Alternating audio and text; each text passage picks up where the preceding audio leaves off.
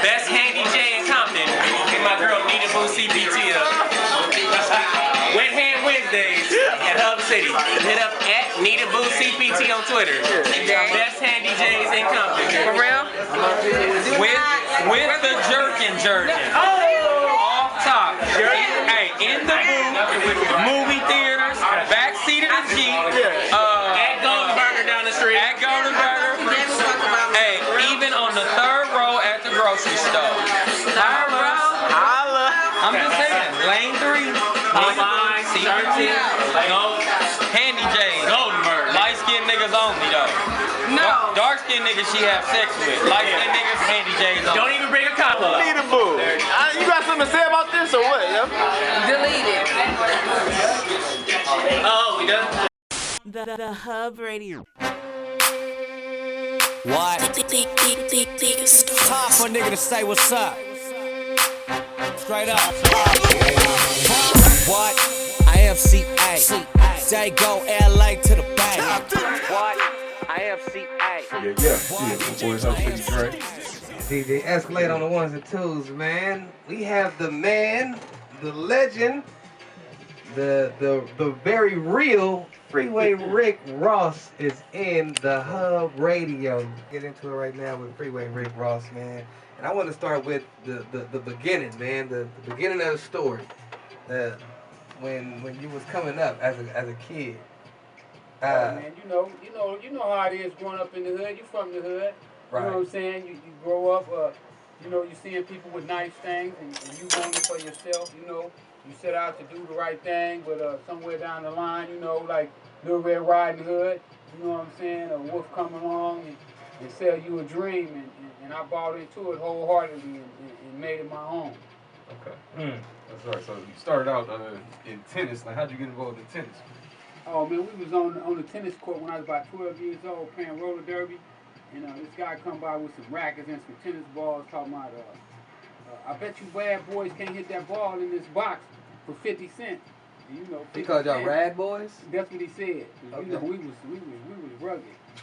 Throwing people in the nets. I mean, it was all in fun though. That's how we played. Right. Throwing each other into the net and knocking you into the, you know how roller derby was. Yeah, you go hard. Yeah, you go hard. So we out there going hard. So, he's like, I bet you little bad boys can't hit that ball in that box. Y'all tough, but you can't do that. And so we instantly kicked. He said 50 cents. So we went to kicking off skates and grabbed the tennis rackets, and we went from trying to hit it into the box to having ball fights, hitting balls at each other. And, we just fell in love with the game, man. And I did that till I was 18 years old. Yeah, that's one that's not like a typical sport that we pick up in the hood, man. No, man, it was real rare, and I caught a lot of criticism behind playing tennis.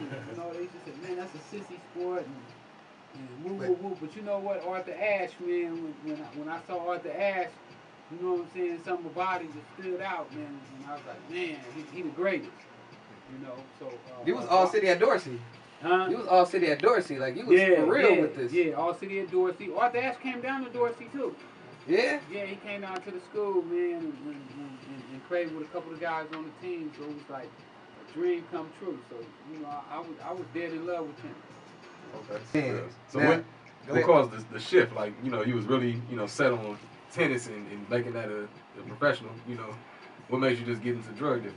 Man, I didn't learn how to read and write, man. Okay. So when it was time to go to college, it's like, man, you can't read and write, you can't pass the SAT test, you ain't going to college. So I turned back to the streets. I went from, at that time, Dorsey was like a suburban school, you know what I'm saying? When I was going there, it was like maybe 60% Orientals and still had a few whites going there, believe it or not, and a few blacks. So it was, a more upper school than where I grew up, Fremont High School, Washington High School. Right. Those are the schools that I was supposed to go to. Had I not started playing tennis, that's where I would have been. So going to Dorsey kind of like took me out of the hood. Right. That's crazy. Now, when you went to trade school was when you ran into the whole drug dealing type situation. Yeah. No, I was already there before I had ran into the drug scene, but having to connect with Mr. Fisher escalated it to a whole nother level, you know. Before I told, because I already knew Mr. Fisher before I started selling drugs. But once I started selling drugs, and this is your teacher, become kind of like a guy. He was a teacher at the school. Okay. He was kind of like a guy that you know, we hung out together like a big brother almost. Somebody that I would confide in. So he had asked me where I'd been, and I mustered up the strength to tell him that I was selling drugs because I was a little embarrassed. You know what I'm saying, to be selling drugs. You know, it ain't like, you know, when I started selling drugs, it ain't like right now how these guys, you know, boast about being drugs. You know, you hear Jay-Z talk about how many bricks he sold. And when I sold drugs, it never was like that. It wasn't something that I bragged about doing. You know, it was something that I did, but I didn't want nobody to know that I did it. Yeah. You know, I was embarrassed that was the way that I had to go. You know, I was always hoping that I could find something better for myself. The money probably got better. The money was real nice. The money got better. Oh, no, the money was great. Don't get me twisted, the money was great. Now, it didn't start off great. You know, I started off with $125. That's all I was going to ask you, because when you said you was already on the scene before you met, before you told the teacher that you did it, and when you told him it escalated to another level. So, like, on the average, how much was you making beforehand, before you hooked up with him? Oh man, I probably was buying about $600, $700 worth of drugs. And then after you met him? Well, you know, from meeting him, I still was buying. My first buy from him might have been like $1,100. When I cut Mr. Fisher off, I probably was buying about maybe $10,000 worth of drugs, $15,000 worth of drugs. Mr. Fisher was using.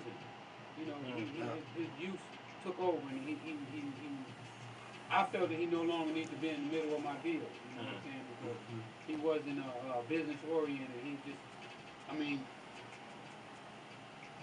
he started taking his whole cut in dope. You know, so he didn't want money no more. You know what I'm saying? All he wanted to do was get high.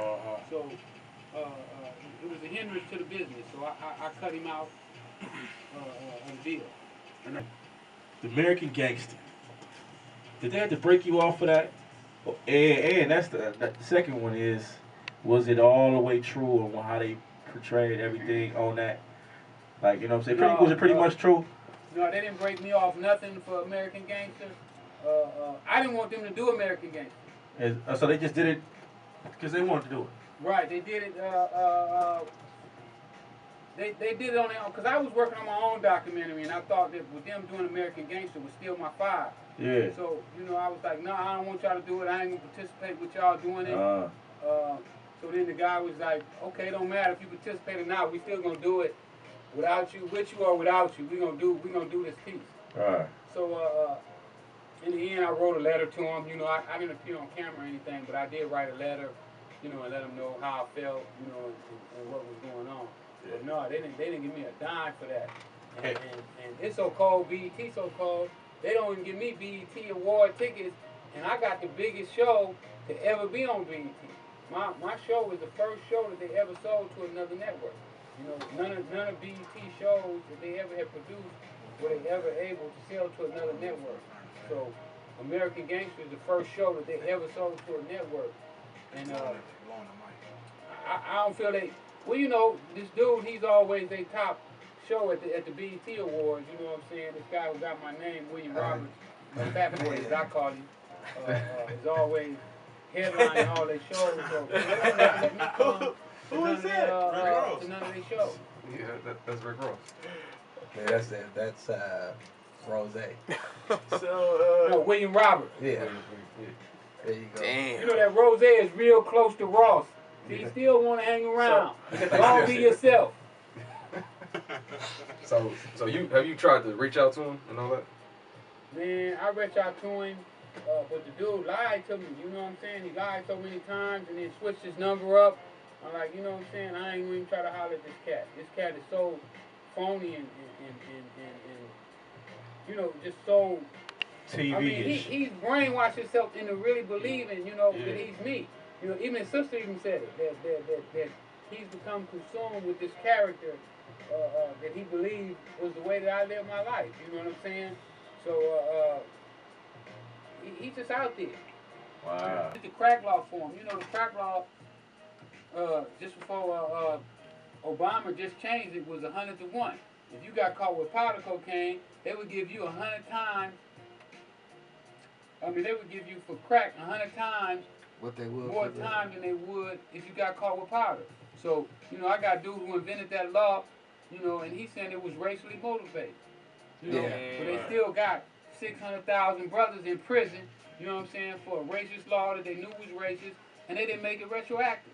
They changed the law, Obama changed it, but he didn't make it retroactive. So, but the guys who've been in prison 15, 20, 30 years, so they could benefit from it. No, they can't benefit from it. I said if it was illegal today, then it was illegal from the day you started it. Yeah, and you should be straightened out for everybody that been in there. You know, I left a lot of homies in there.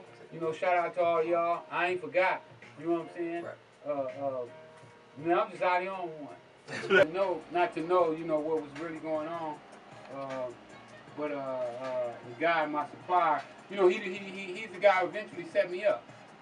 He's my supplier. Not the teacher. No, not the teacher. He was smoked out. Yeah. He got smoked out. I mean, you know, in this dope game, man, don't nobody win, man. Really, you know, everybody gonna take a fall one way or the other. You know, the dealers, you know, they riding around in their cars and look like they winning and they having a ball, and then, you know, boom, the feds come in, man, and you know, and knock all the wind out of them. Yeah. So, you know, in this dope game, man, it's really treacherous. You know, it ain't no joking matter.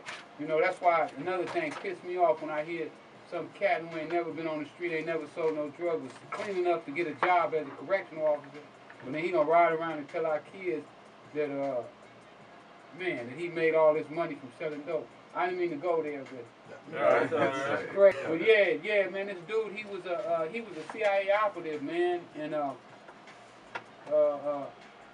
I didn't even know what that was. I didn't know what a Contra was, none of that stuff. Until after I went to trial, you know, when he got on the witness stand and started talking about he was a Contra, and Ronald Reagan gave him the money, and they took the money and bought dope with it. I was like, what? Ronald Reagan gave you some money and you took it? That's conspiracy. Man. So yeah, man, it turned out that this dude they were funding the war off your drugs. Yeah, they was fighting the Sandinistas in Nicaragua. Right. Yeah, it was called the Nicaraguan Contras. Okay. Freedom fighters, as they was later known. And they were fighting against the Russians, right? Right. The Sandinistas was backed by Russia. Okay. And the Contras was backed by the U.S. They believe, you know, Ronald Reagan and George Bush believed that if the Sandinistas had took over Nicaragua, and Nicaragua was too close to our backyard to let them be there, and that would open up the floodgates for Russia. You know, almost like what they did with Cuba. Remember when they put the missiles over in Cuba? Well, they thought that the same thing could happen in Nicaragua. So now, you know, if Russia had Cuba and they got Nicaragua, you know, I mean, they got two strategic points. And they thought that eventually Russia would be marching down the streets of America. So they felt that, you know, we got to sacrifice somebody. You know, why not? You know, let it be the ones we always make sacrifice. Community. So what they were doing essentially was just feeding, buying instead of buying weapons, they was buying dope and, you know, so making more money off of you funding the war for that. Yeah, well, they supposed to have been taking the drug money, buying weapons, you know. What they say they were supposed to do with the first money that Reagan and Bush gave them was they were supposed to have bought medical supplies. But they say they gave them $18 million. You know, they say you couldn't fight no war with no $18 million. They said that Russia had gave the Sandinistas $100 million. So now you fighting a war, $18 million against $100 million. You know, you overmatched. So, you know, they got smart, they say, and took the money and invested in the drugs.